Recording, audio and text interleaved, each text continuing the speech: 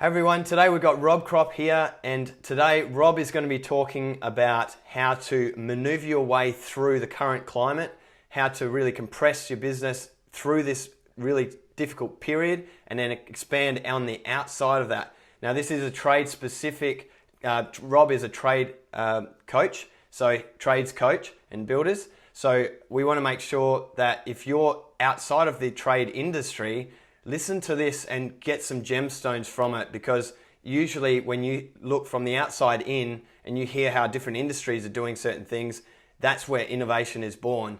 So looking forward to this, and thanks so much for joining us, Rob. Yeah, thanks for having me. Looking forward to today. So thank you. So Rob, tell us a little bit about this concept that you've been teaching your clients to prepare for the COVID-19, and maybe just fill us in with a bit of a background of what your clients are saying, how they're feeling, and then some of the solutions you've come up with to help them through this period. Yeah, so we at Prava, we only work with trades and construction businesses, and it's a bit of a mixed bag at the moment because some industries are being more impacted than others. And it's not necessarily the size. I think that it depends on the industry we have. And so we've been able to see this all around Australia with all our client base. But the concept still applies, where I think the challenge out there in the marketplace at the moment is so many business owners are just looking to, let's look at the crisis right now, and they're only focused on crisis management mode. But with any crisis, there's always the preparation that needs to be done to be able to mitigate the risks or the losses through that crisis, and how to be able to work through that crisis. But we've got to have an opportunistic and an open mindset to be able to get out the back end. It's not a matter of if, it's when. And so if we're so focused on where we're at and the troubles and what we're going to do the here and now, businesses aren't going to be prepared for when this blows over. So I'm a bit of an optimist myself, and I always like looking at the silver lining, and some of the greatest challenges be able to breed some of the best opportunities. And so with our client base, I'm trying just to be upbeat and instill positive vibes in them, and talk to them about, well, how can we navigate the waters through the hard times and compress our businesses, but how do we capitalize out the back end for sure? Yeah, because if you pour too much cost out in this period where it is a crisis, and you don't compress, then you're not left with any cash to make of any opportunity on the back end. Is that sort of the premise that you're talking about there? Absolutely. Or there's even some business owners who are just so blasé about it still, where they're not even preparing. And so this situation is real, and there's a lot of people already hurting.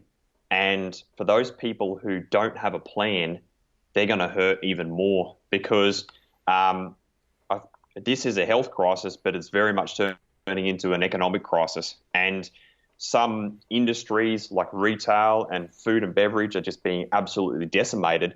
The beauty about the trade space is it's still considered an essential service for a lot of trades businesses. Construction's a little bit different. But even then, some of the trades guys who are still considered essential services, they're quiet. They've got no pipeline because they haven't responded and got on the front foot to be able to maneuver through this. They've been too blasé, or they haven't planned accordingly. So I think preparation in this time is having foresight into what's coming, even though we've got so much uncertainty. It's to be able to look forward and consider all the different things that might come at us and plan accordingly. Yeah, awesome. No, definitely like what you were saying about the retail space, tourism as well, all of those things that got shut down by the government. Even though it's not affecting the trade industry at the moment, the time will come where that flows down and it's going to hit us. And if we're not preparing for it, that's when we're going to be knocked over. We'll talk a bit about pipeline through this, and the ability to not have a false sense of security. But you're right, is because, and when we talk about pipeline, I'll talk about it more, because even though that people in the trades base are working in those sectors, they're going to be impacted. So there's so many moving parts that are going on right now where some people aren't affected, but they will be down the track for sure. With the blasé client, or with the blasé tradesperson or company or business outside of the trade industry, what are these people like? What is the effect of them not being prepared? Well, the effective, well, it's stress, it's overwhelm, this is where uncertainty arises. So this is where people get themselves into a whirlwind, um, because when people aren't calculated and don't have pride and don't prepare for it's the old prepare for the worst, hope for the best type of mentality. But if you don't have plans in place around, well, how can I speak to my accountant to get access to funding? What am I going to do about standing down people at the right time? How am I making sure that I look after my people so that they're not going to be going into people's homes and run the risk of getting ill, or contracting the virus?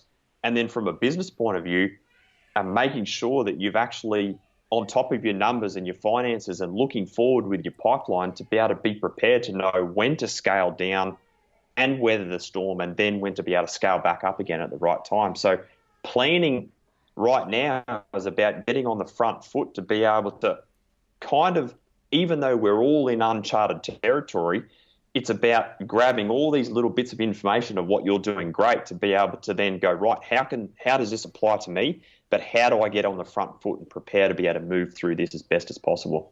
Yeah, cool. So can you tell me a little bit about the pipeline that you're suggesting? What in that space, like, what are the things that you're talking about mainly? So with everything starts and stops with sales in business. And if you don't have sales, then everything out the back end of that is useless. So you can have the best people, the best systems, the best processes and everything in the world. But obviously, if you don't have a great pipeline of revenue coming in, then really there is no business. And so in good times, and let's face it, the trades and construction industries have been in what we call a high tide effect. It's been buoyant times, maybe not over there in Perth, you're coming at the back end, but but in a lot of eastern seaboard of Australia, the industry's been booming and everyone's been haphazard around marketing and sales. But there's no more greater time right now to be focusing on account management, looking after your current customer base and pushing for new opportunities in the marketplace, because the businesses who have the ability to shore up their pipeline of work ahead of them are going to be the guys who are able to keep cash flow rolling through the door, keep their guys billable, and then they're going to be the guys who are going to have the ability to be able to trade through this and then be in an even better position at the back end. That kind of makes sense? Yeah, it totally does. And I totally understand as well through our academy, like some people just don't, 100% of the time, word of mouth. It's like, I don't think word of mouth is going to get you through this. I'm sorry, you're going to have to start putting some effort into calling customers, getting into the flow of things, actually doing some marketing, putting yourself out there. So, yeah. So for the guys in the maintenance space, now's your time. You've got to double down on your marketing spend. And so many people are trying to retract back and save money.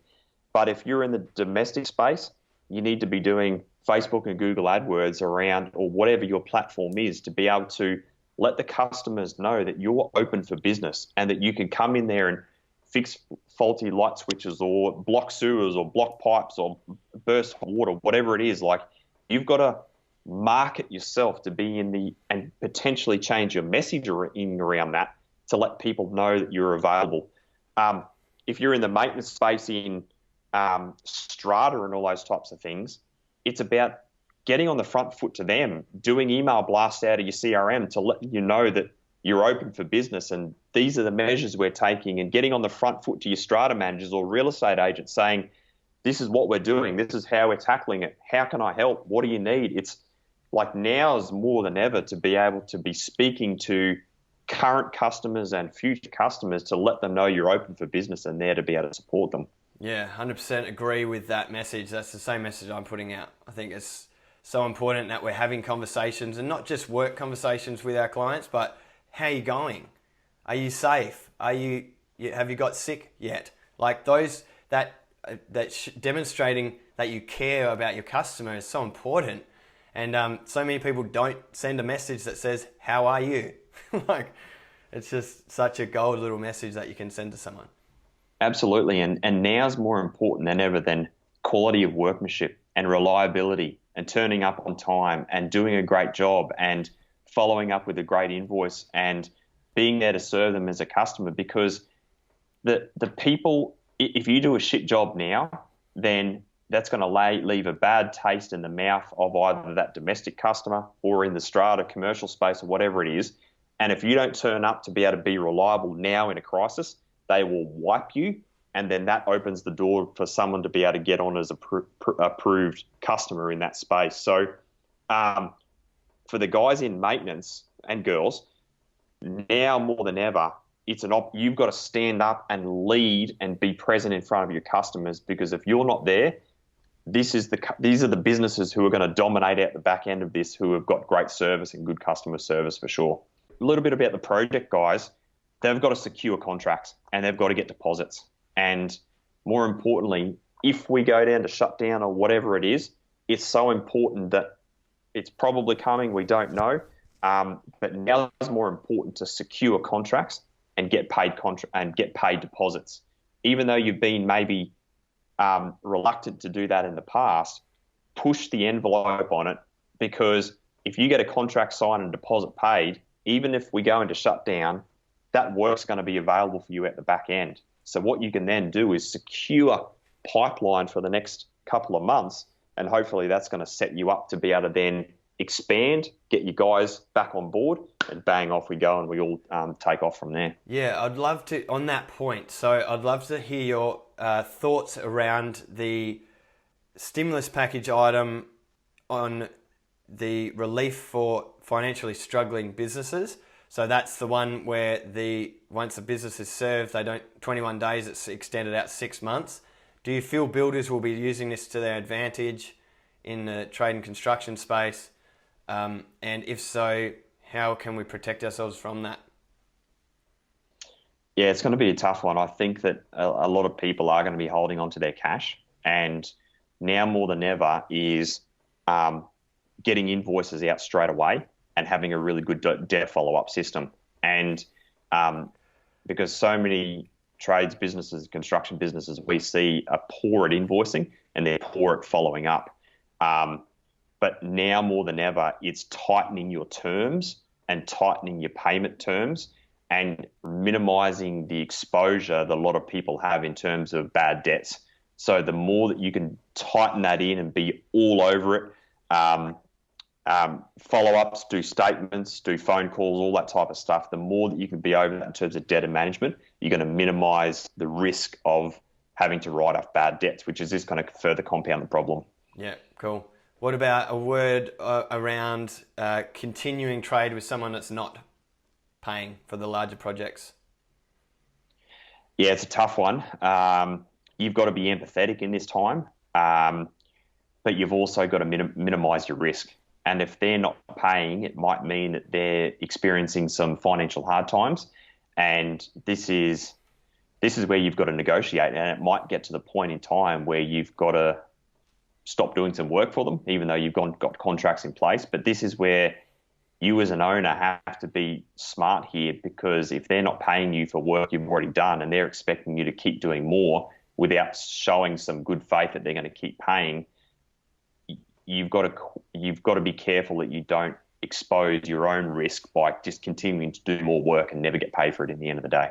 So minimizing the impact of profitability on the business. So talk to us a little bit about that, Rob. So we've spoken a little bit so far around doubling down on marketing. Sales, we've focused on being sales-led. We've focused on the importance of trimming costs. That's absolutely going to be essential. The biggest cost in a trades and construction business is labour. So you've got to monitor the hell out of that to be able to ensure that you're not over-resourced or job stacking, where you're throwing labour at jobs hoping it'll get better, but all you're doing is eroding your margin. In terms of protecting profitability at the moment, now more than ever, business owners need to be jumping into their financials and tracking their revenue profile. They've got to be measuring and managing their GP on jobs. They've got to be measuring and managing labour and productivity. They've got to be reducing cost base and their overhead expenses. And that there will hopefully preserve as much bottom line profit as they can. But what's the next step out of that is so important is that they're managing cash flow.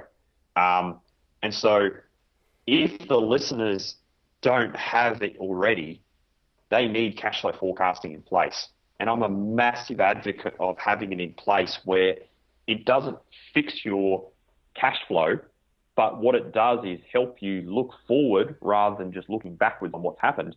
It's your ability to project forward what money coming in, what money is going out, and having visibility on that, because in the absence of that, you can't make decisions. You're just going to shoot from the hip and hope from the best. So there's a few strategies there that the listeners can do to be able to preserve profitability, but they've absolutely got to get in and do some cash flow forecasting. And I will recommend weekly cash flow forecasting, because then it allows you to look forward on a rolling forecast to be able to make sure that they're projecting accordingly. So that's really interesting. And weekly cash flow forecasting, do you have any tools or apps or suggestions on how to do that effectively? So I know within some of the accounting packages, they've got cash flow forecasting built into them. The only issue that I have with them is that it lives in a perfect world where it assumes that bills are going to be paid on time and money is going to be received by the deadline. But as business owners know, there is no perfect world when it comes to getting paid. I'm a big believer of using an Excel-based cash flow forecast. And the reason why I do that is I know it's a bit of duplication of work, but it's the ability to still mirror the profit loss and how the profit loss is set out in terms of sales, the cost of sales, and your expenses. So the cash flow forecast still mirrors the P&L, but using an Excel-based spreadsheet helps you manipulate things going forward. Because if you're on the phone to one of your debtors and they say, well, I know it's due today, but I can't pay for next week, then you've got the ability to take that out of this column and put it into that column. And then you can look down to the bottom of the week and go, well, if I took that 20 grand out, now I'm going to be running into a negative on my cash flow. Then you've got the ability to then go, well, I know I needed to pay that supplier and that contractor. You've then got the ability to maneuver them as well, and then get on the front foot to your customers and keep chasing debtors, but get on the front foot to your people you owe money to, and then not hide, because in instances like this, the worst thing you can do is not communicate. You've got to be able to get on the front foot and say, well, I'm sorry, I was waiting for this payment to come in. It hasn't come. They've promised me next week. I know I owe you this for this invoice, but what I can do is pay you next week. So using an Excel-based spreadsheet like that, and I'm happy to provide one that we use with our clients, is it's a bit of duplication of work, but it helps you manipulate what's happening and be more fluid in your forecasting rather than being rigid, in which a lot of accounting packages are. Yeah, definitely. I think that's super important. In the past, I've used an Excel-style spreadsheet app called Flow. We went back to Excel spreadsheet as well, but Flow was really good.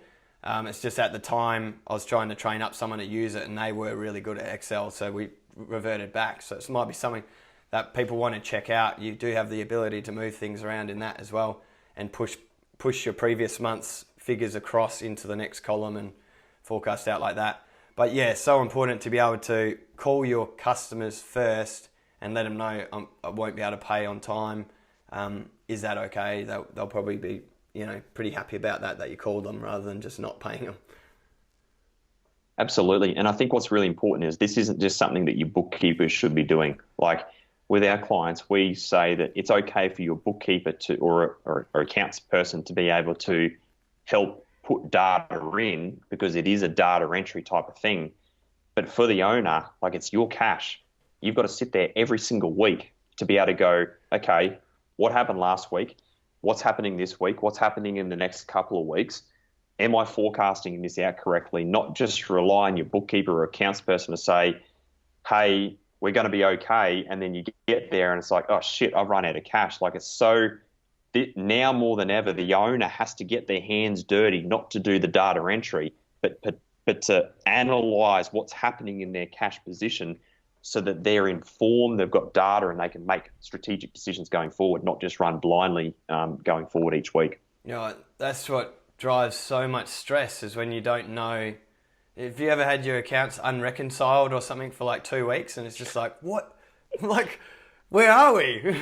You don't know. But so many people will just not look at their P&L or cash flow forecast for months sometimes. So, you know, I think it's so important that we use that, and it's something we want to look at like every week and see where we're heading.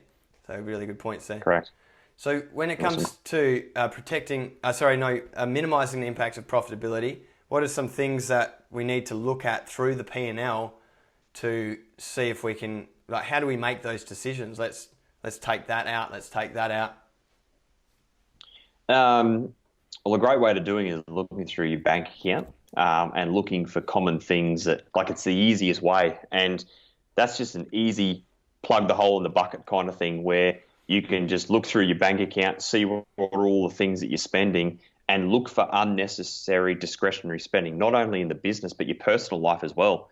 Look through both, because in times like this, you might need to get your team to reduce what they're paying them, you're paying them, but you might need to take a haircut as well. So on the personal front, how can we minimize discretionary spending? On the business front, are there subscriptions? Are there things that you've subscribed to? If you've got a couple of licenses here that you just don't need anymore, can you go and negotiate this? Can you go and negotiate that? Like, sometimes we've got clients to do this and they've saved anywhere between 10 and 50 grand in just pure costs, where it's just they just pay it, but they don't even know they're paying it. So jump in and do that, because every dollar that you can save right now, we want to keep money moving in the economy to keep the economy moving.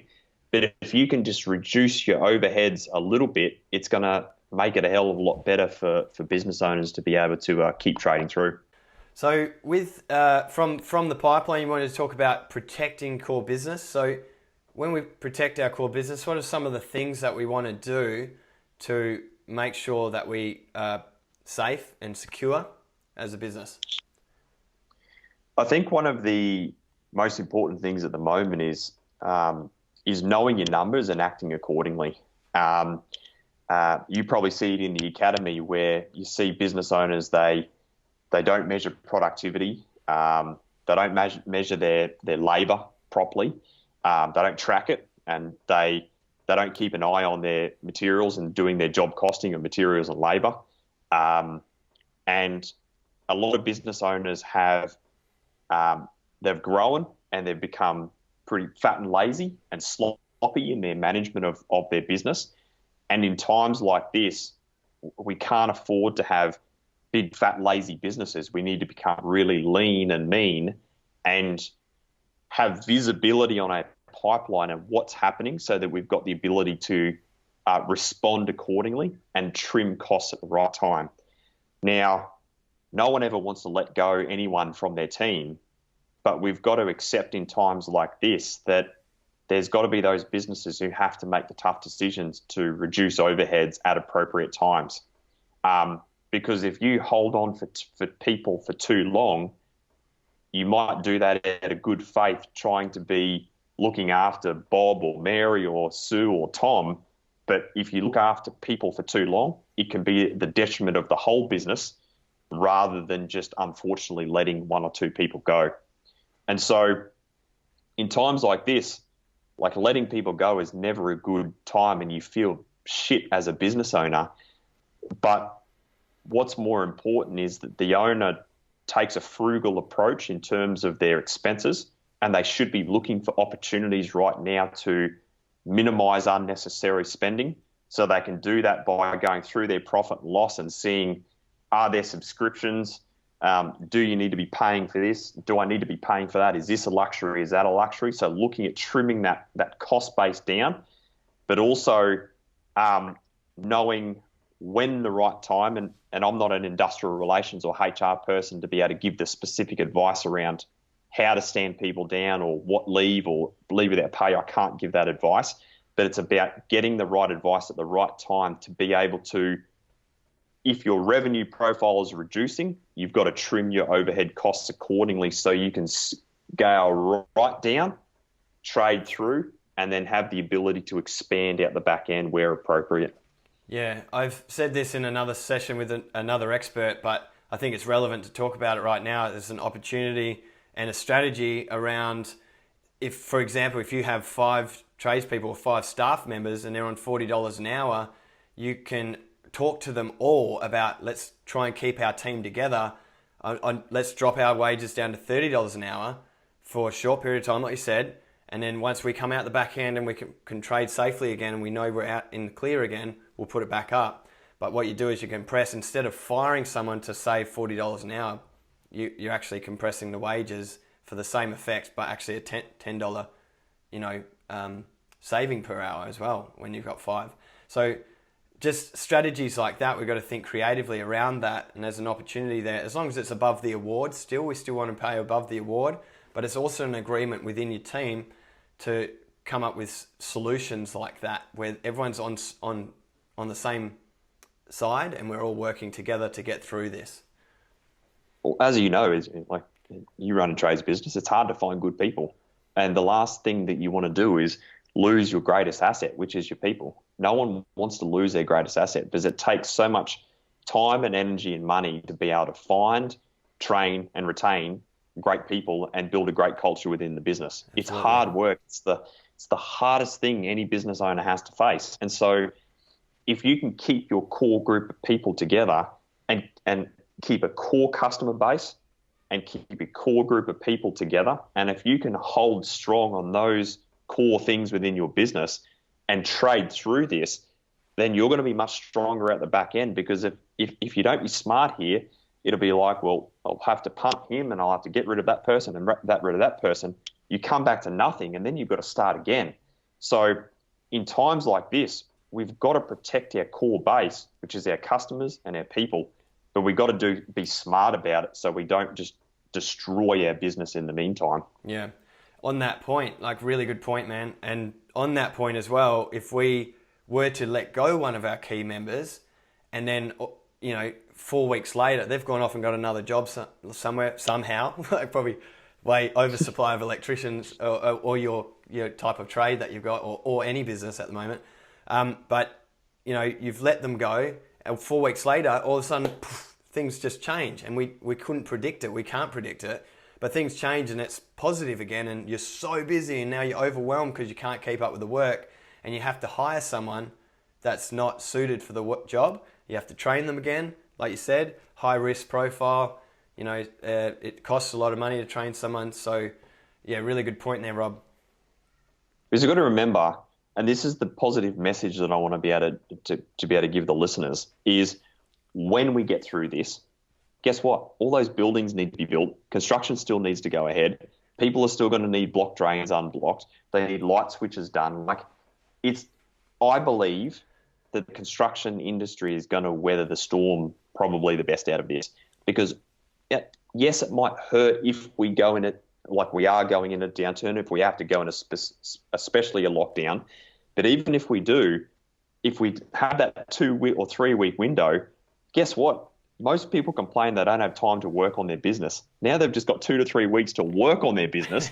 So how good is that? And then when you come out the back end, it's just like being on Christmas holidays where you come back to a pipeline of work. How great's that? But you've got all these jobs stacked and you're ready to go. So for the trades and construction people, is you've got to prepare for the worst, but have faith that the work's going to be at the back end. So you've got to be strategic, but don't erode your business in the meantime, as otherwise you won't have a business to come back to in the end of the day. Yep. No, good point.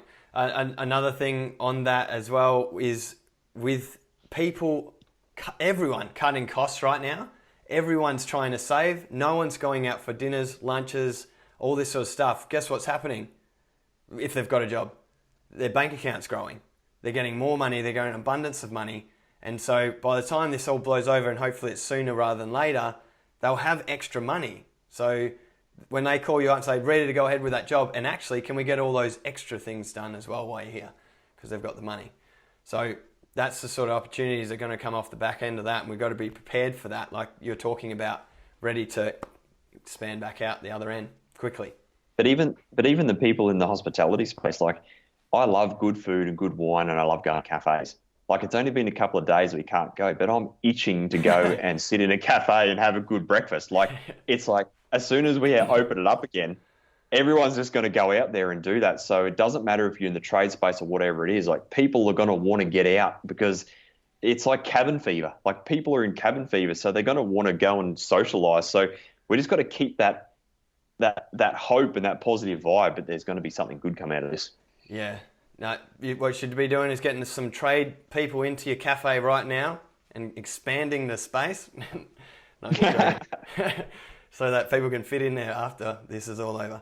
No, just don't know what's going to happen. So, yeah, so that's protecting the core business. Is there anything else on that you wanted to add to just fill that out a little bit?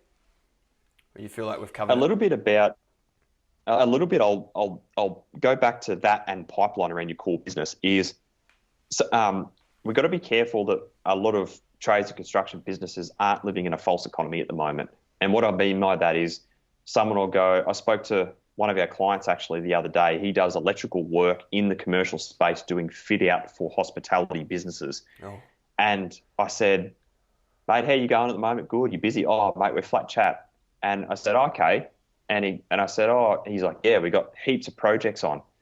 And I said, mate, time out. Like, you do realize that the market that you play in is the market that's being decimated at the moment, and the work that you've got on today and that your core business as it stands today is a result of the work you did 3 and 6 months ago to secure that pipeline for today. Yeah. For some businesses out there, your future might look grim, especially for builders. You may be having projects pulled. You might need to start thinking about renovations or deck extensions, doing decks, bathrooms, kitchens. I know it's out of your norm, which is your core business, but you can't, for a builder, their gestation period from a lead to a sale is generally 6 or 12 months. And if you've got a hole in your pipeline in 3 months' time, you can't just manufacture a job. Yeah. So your core business might be something, but in times like this, be careful of false economies because you're busy today. Be mindful of what your market is and what's happened to that market. And you might either need to adjust slightly, or you might need to completely maneuver to be able to make sure that you've got work come July, August, September, October, November, December. So it's being so mindful around where you're at. And with this electrical client, it was the conversation around, well, you're not going to be doing fit outs at the end of this year because no one's going to be spending money. Do we need to be thinking about maintenance contracts or moving into office fit outs where people are going to be spending money? So it's really important that they keep their pipeline full and protect their core business, but understand which market they definitely play in. Yeah, totally. That's a really good example of the false economy. And also the negative of that as well. People might be feeling completely like they've got no opportunity to come out of this, but you know, that might be you're pushing yourself a bit too far and not allowing yourself to think creatively around the problem you've got in front of you. But yeah, that was good. So in terms of coronavirus, it's like hit us pretty hard. Is there any other messages you want to get out? I love your positivity, Rob. I think it's so good that you're putting a positive message out there, and we will come out the other end. But is there other messages that you want to get out to people, whether it's in the trade industry or everyone in general? I think the biggest message is we've got to protect our mindset. That's one of the biggest things we've got to be able to do is in times like this, I think we've got to be careful of who we listen to and what we listen to. Because if we listen to too much doom and gloom, it can put us in a negative mindset, a negative state of being. And then when we get in that negative mindset, it forces us to shut down and retract and retreat, and we make poor decisions. And in times like this, we've got to be more grateful than we've ever done before. We probably need to be more grateful for our families and our friends and the opportunities we've got here in Australia, because the people who are grateful for what they got are going to be having more to be grateful for. So I think it's, yes, we can talk business all day long, but in the end of the day, our mindset is so essential that we protect that. but we are also there for our friends and our family, our own mental health and our own well-being, to not only look after ourselves, but to look after the people who are looking to us for support. And right now, business owners are leaders, and leaders have a duty and an obligation to step up and lead. And you're doing a great job of this. You're putting yourself out there, and you're doing an awesome job of that. And so every business owner has a duty and obligation to not only look after themselves, but they got to look after the people that they serve and their team members as well. And so many people are scared at the moment that they're looking to you for leadership. So as a leader, you've got to protect yourself, but you've got to be willing to step up and put yourself in a position where you're willing to want to reach down and drag people up with you, because there's a shitload of people hurting at the moment. So now's your time to shine and really step into who you were meant to be.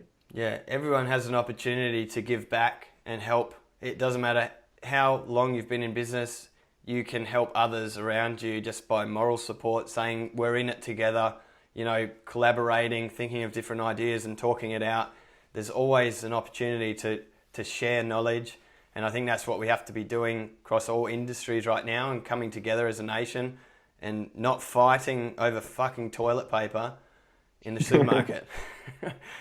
I just would like to come back to a point you just made before, like be careful who you're listening to, and you said there's positive and there's negative. How do you use the news as a tool, or how do you feel about mainstream news, and how do you use it as a tool without it affecting your emotional well-being? Because obviously watching the news at the moment is pretty terrible. Well, the first thing is I don't watch the news, and because I think a lot of media has their own hidden agenda, and everyone's putting different spins on it depending on what they can do to grab headlines and grab ratings. So the media has hidden agendas, I believe. What I do is go to the source. So every time ScoMo does an update, regardless if you love him or hate him, I actually think he's doing a really good job.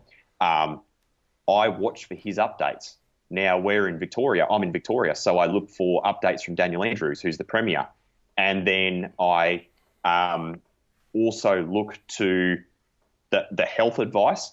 And so what I've got to do is put trust in the health advisors. I've got to put trust in our politicians, and I've got to put trust in the people who have got our best interest at heart. And we've just got to listen to that, because if all that the media is doing is taking that messaging and then slicing and dicing and spinning it depending on what's going to get the best ratings for them. So for me, I'm trying to block out as much as I can. I'm focusing on listening to going to the source. I'm focusing harder than I've ever done on meditation, listening to podcasts, reading good books, surrounding myself with good people. Because if I can nurture my mindset during those times and protect it and get valid information and respond accordingly, that's what's going to help me as a leader get through it and then look after the people who are relying on me. Yep, that answers everyone's question. They were all wondering, how does he stay so positive? That's exactly how you do it. And that answers the question perfectly. So I was asking, how do you use it as a tool? And so you deconstruct it really, don't you? And you take just the source and you use that to make sure you're getting the right information without all of the opinionated, bias sort of information that sometimes can get put out. So, cool. And that's why you're doing a great job, mate. And that's why the listeners here need to be grateful for this opportunity, because there's so much conflicting advice at the moment. So if you've got this platform where you're able to listen to specific advice and have people talk to you in confidence around what's happening, and then you can take confidence and a surety that this is the right path for you, then there's not that element of uncertainty which stops people in their tracks. So hopefully the listeners can listen to all the things that are relevant to them, take out all the bits of advice, have confidence in what needs to happen, and then take action and keep moving forward rather than just be paralyzed because of all this mixed messaging. So listen to the right sources, understand what it is, and just keep marching forward. And that's what's going to help us get through this for sure.